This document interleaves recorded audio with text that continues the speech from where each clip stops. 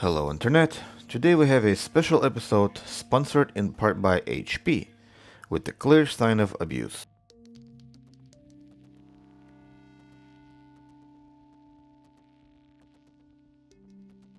Once card was opened, I was greeted with an obvious signs of attempt of something, not sure what, which resulted in a folded pad, and 4 memory chips were left without the pad.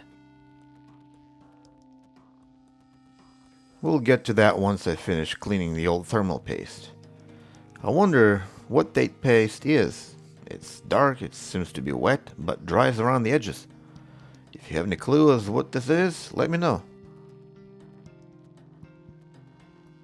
As usual, when I get an unknown state device, I start with resistance measurements, where we get several kiloohms on 12 volt, mega ohms on 3.3 volt, PEX with 6.3 ohms, 1.8 with 2K, 11K on this 5 volt inductor, little more on the USB-C coil.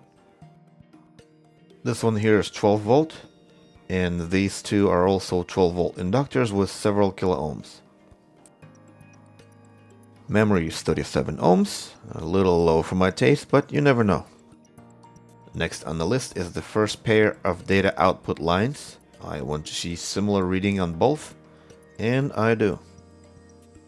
On the other side, first pair of data line input is checked after the capacitors, followed by clock reference plus and minus, and then PEX reset with probes switched around.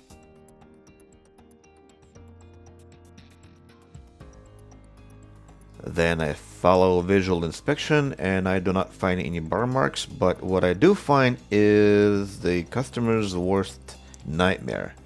Micron memory with a deadly number 8 at the top. Before I plug the card into a PC, I want to check how many amps the card will draw. Too many or too little will indicate a problem. In this case we have 1.7 amps, that's normal, so we can continue with checking for voltages. Do we have 5 volts? Yes. If we have 5 volts, next on the line is 1.8, which we do have. Next is the core, after which we should get PEX, and then memory, and since we have memory, we have PEX. And now it's safe to plug it in and see what we get. Card does produce a picture, but we have a low resolution and some artifacts when the drivers attempt to install, and once they do install we get an error 43. So the next step is to run a memory test. In case you have early Micron memory and the memory test pass, yet you still have issues, you will need to replace all memory chips. But if you get lucky enough to get an error pointing to a specific channel, that means there's still hope for a fix with little to no blood. In this case we get lucky and it points to a chip right here, and no wonder, we had no thermal pads there, remember? So I will remove this chip, clean everything up and check for data and command lines before attempting to solder another chip.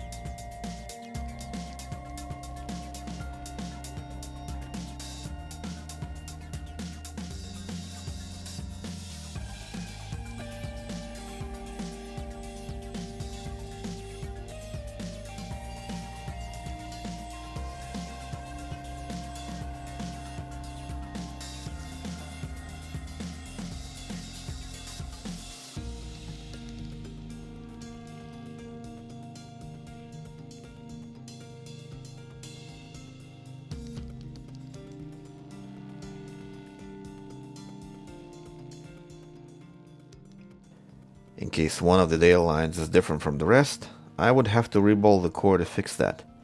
But I got lucky this time, all contacts seem to be okay, so I can proceed with soldering another chip.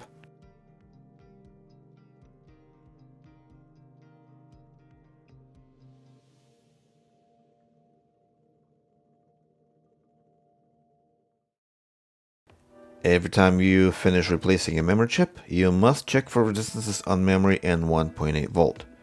And with no shorts anywhere, it is safe to plug the card back in and run another memory test. Once we get a pass, you would think the card is fixed. But from my experience, this fix is nothing but a band-aid. Ideally, I would replace all of these chips, but then the repair cost would be too much and it wouldn't make any sense. The best I can do at this point is to give this card a new set of thermal pads that I hope would add a few more years of life to this card, which I doubt is gonna last that long considering the temperatures at which it runs.